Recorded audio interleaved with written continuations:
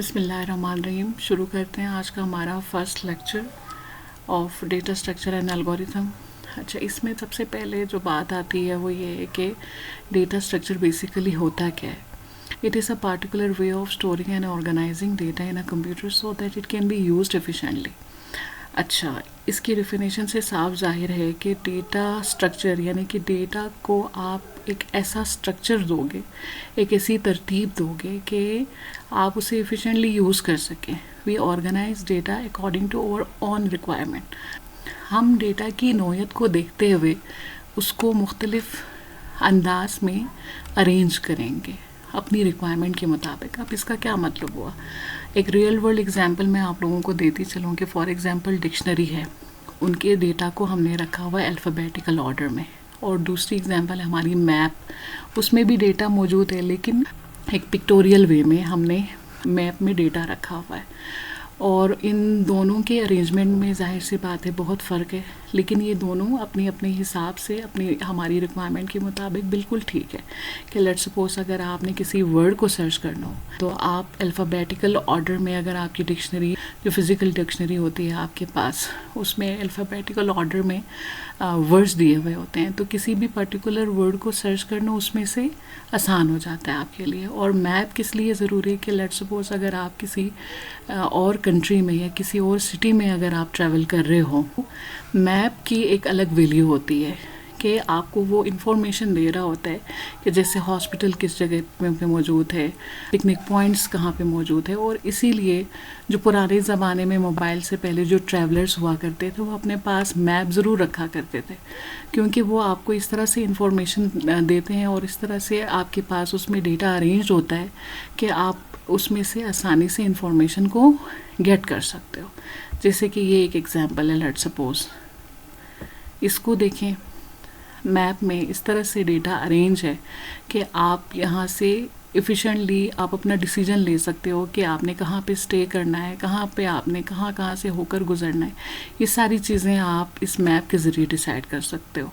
तो इसमें कहने का मतलब ये है कि डेटा की एक ऑर्गेनाइजेशन का बहुत ही ज़्यादा इम्पोर्टेंस है कि आप डेटा को आपने किस तरह से ऑर्गेनाइज़ किया हुआ है। और जितनी अच्छी तरह से आपने अपनी रिक्वायरमेंट के मुताबिक ऑर्गेनाइज़ किया हुआ होगा वो आपको उतना ही फ़ायदा देगा।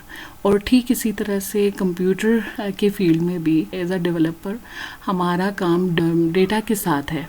तो हमने डेटा को इस तरह से अरेंज करना है, स्टोर करना है कि हम अपने प्रोग्राम को बहुत अच्छे तरीके से एफिशिएंट मैनर में यूज़ कर सकें। अब इसका क्या मतलब हुआ कि लेट्स सपोज जैसे एक ही प्रॉब्लम है आपके पास और उसको सॉल्व करने के लिए आप दो अलग अलग प्रोग्राम्स बनाते हो, और उसमें से जो एक प्रोग्राम है वो अपना रिज़ल्ट देता है इन अ फास्ट वे, वो आपको अपना रिज़ल्ट जल्दी दे देता है। और दूसरा जो प्रोग्राम आपने बनाया है उसी पर्टिकुलर प्रॉब्लम को सॉल्व करने के लिए तो वो आपको लेट रिज़ल्ट देता है। तो उसकी एफिशिएंसी एक तरह से टाइम कॉम्प्लेक्सिटी की अगर आप बात करें तो एक में टाइम ज़्यादा ले रहा है, दूसरे में टाइम कम ले रहा है। तो ये अरेंजमेंट ऑफ डेटा है कि आपने मेमोरी में इस तरह से डेटा को अरेंज किया हुआ है कि एक आपको फास्ट रिज़ल्ट दे रहा है। तो इस तरह से बहुत सारी बातें इससे कनेक्टेड है कि डेटा को अगर आपने ऑर्गेनाइज्ड किया हुआ होगा एक एफिशिएंट मैनर में तो आपका प्रोग्राम भी उतना ही एफिशिएंट तरीके से काम करेगा। थोड़ा सा और इसके बारे में जानते हैं, where the data structure resides. Data structure कहाँ पे पड़ा हुआ होता है। जब आप किसी कोई प्रोग्राम बनाते हो तो ऑब्वियसली उसमें डेटा होता है, और वो डेटा कहाँ पे पड़ा हुआ होता है, और जो आपने डेटा को ऑर्गेनाइज़ किया है वो कहाँ पे ऑर्गेनाइज़ किया है, रैम के अंदर। The memory blocks in the RAM is the data structure. तो जैसे ही आप फॉर एग्जांपल कंप्यूटर के अंदर जिस तरह से आपने कोई प्रोग्रामिंग लैंग्वेज सीखी हुई होगी और उसमें आप जब इंट ए लेट्स सपोज आपने किया, एक वेरिएबल को आपने डिक्लेयर किया, तो आपकी मेमोरी के अंदर एक जगह एक ब्लॉक रिजर्व हो जाती है।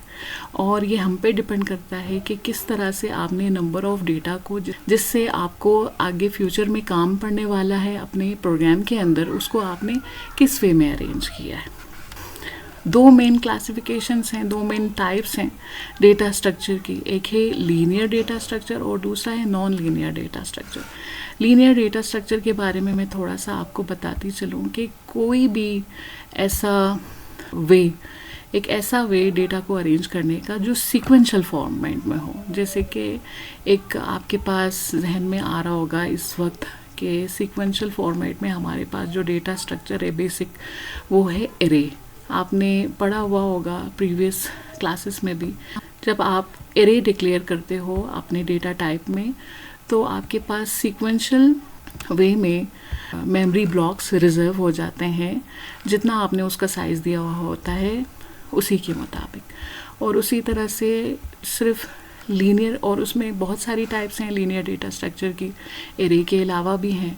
बिल्कुल इसी तरह से non linear data structure, non linear data structure में हमारे पास जिस तरह से एरे में एक सीक्वेंस को फॉलो करते हुए एक के बाद दूसरा मेमोरी रिजर्व हुई होती है, मेमोरी ब्लॉक्स को हम लोग अरेंज करते हैं, मगर हमारे पास नॉन लीनियर डेटा स्ट्रक्चर में सीक्वेंस को फॉलो नहीं किया हुआ होता और नॉन लीनियर वे में हम लोग डेटा को स्टोर करते हैं। आप यूँ समझ लो इन हायरार्किकल वे, ये एक तरह से सीक्वेंस में हमारे पास डेटा मौजूद है लेकिन यहाँ पे किसी लीनियरिटी को फॉलो नहीं किया हुआ होता नॉन लीनियर स्ट्रक्चर में, और उसकी भी अलग इम्पोर्टेंस है डेटा स्ट्रक्चर के अंदर। जिस तरह से एरे की है उसी तरह से बहुत सारे नॉन लीनियर डेटा स्ट्रक्चर्स हैं जिनकी अलग इंपॉर्टेंस है। डिपेंड्स अपॉन आवर रिक्वायरमेंट हम लीनियर डेटा स्ट्रक्चर को भी यूज़ करते हैं अपने प्रोग्राम्स में और नॉन लीनियर डेटा स्ट्रक्चर को भी यूज़ करते हैं।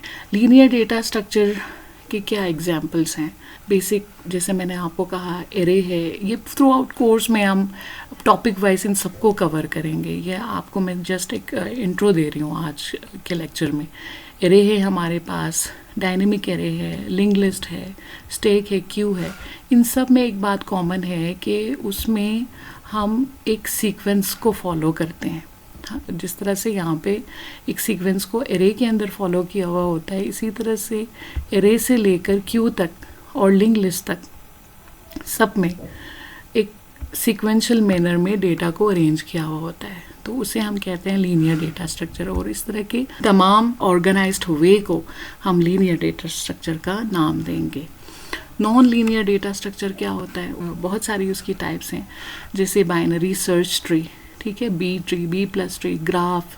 वो एक नॉन लीनियर, जैसे मैंने आपको यहाँ पे दिखाया है, बिल्कुल ही एक नॉन लीनियर वे में डेटा को अरेंज किया हुआ होता है। जैसे कि बहुत सारे हमारे पास यहाँ पे नोट्स मौजूद हैं और वो नॉन लीनियर वे में ऑर्गेनाइज्ड है। ये भी हमारी एक ज़रूरत है, ठीक है। हम देखेंगे कि किस तरह से कहाँ पे हमें नॉन लीनियर डेटा स्ट्रक्चर की ज़रूरत पड़ती है और वहाँ पे उसका इस्तेमाल है। एल्गोरिथम क्या होता है? जैसे हमारे सब्जेक्ट का नाम भी है data structure and algorithm. An algorithm is a step-by-step linguistic representation of logic to solve a given problem.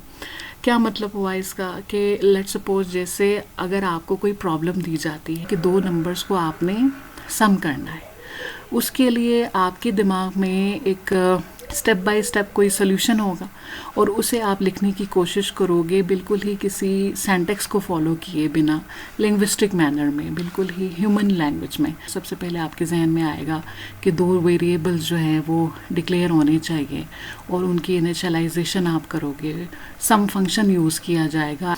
तो उसको डायरेक्टली कोड करने से पहले आपने अपने दिमाग के अंदर आपने खुद से जो स्टेप्स अपने ब्रेन में स्टेप्स जो सोचे हैं उसे आप पेन और कॉपी की मदद से लिखते हो और उसके स्टेप्स बनाते हो, लॉजिकल स्टेप्स बनाते हो, तो दैट इज़ एल्गोरिथम। उसमें किसी भी लैंग्वेज को यूज़ नहीं किया जाता। ज़रूरी नहीं कि आपको कोई सेंटेक्स फॉलो करना हो उसमें, लेकिन जो ह्यूमन लैंग्वेज में जो लॉजिक्स लिखते हो किसी भी प्रॉब्लम को सॉल्व करने के लिए, दैट इज़ एल्गोरिथम। और ये किसी भी वजह से भी आप लिख सकते हो कि कोई हैवी प्रोग्राम हो, उसको बनाने से पहले आपने इसलिए लिखा ताकि आप एनालाइज कर सको कि मुझे कौन कौन से डेटा स्ट्रक्चर्स यूज़ करने होंगे, किस टाइप का डेटा टाइप यूज़ करना होगा, कितने वेरिएबल्स मुझे इस्तेमाल करने होंगे।